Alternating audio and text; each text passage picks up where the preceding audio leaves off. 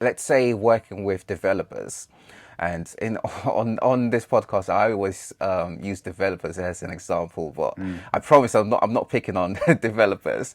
But when working with developers, there is always a pushback. I've never not had pushback from developers. It's slightly different when working with content writers. I think as SEOs, we're very close with copywriters, but developers, we always get pushback from them.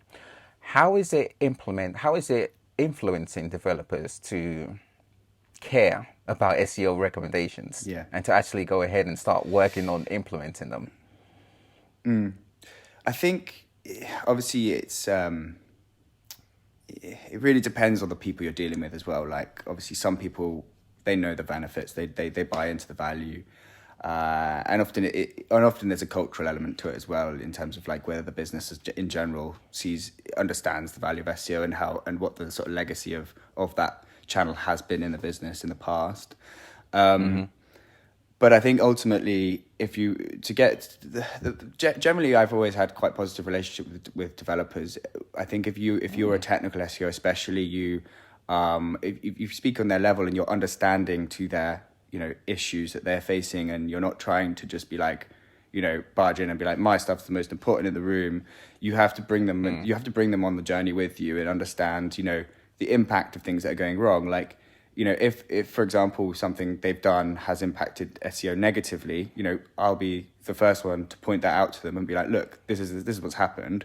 I'm not going to be annoyed or angry. It's just about being like, look, like this has caused our visibility to just drop off, or our crawl rate's just absolutely like gone through the floor. Things like that you can kind of show them with graphs and be like, look, this is the impact of these actions, and then how do we go about resolving that? So you can kind of, I guess, and I actually find that they're naturally problem solvers as well, right? So if you're kind of giving them decent problems to solve and helping them to achieve those problems, they also get the self satisfaction of seeing the impact of those changes improve.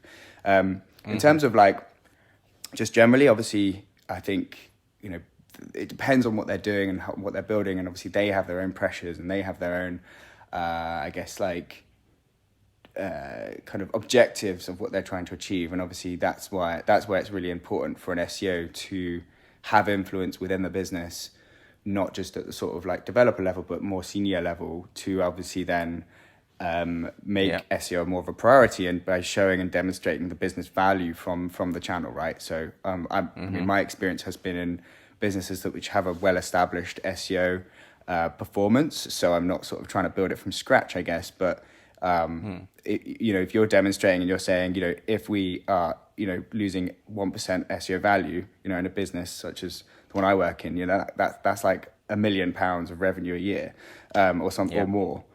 So it's, the small changes can have big knock-on impacts on the revenue that the business might experience. So it's trying to relate that back as well, and understanding the impact of what you're doing and how that relates back to it from a financial point of view. And that's kind of, and then also I guess getting in that buy-in as well from a dev support point of view.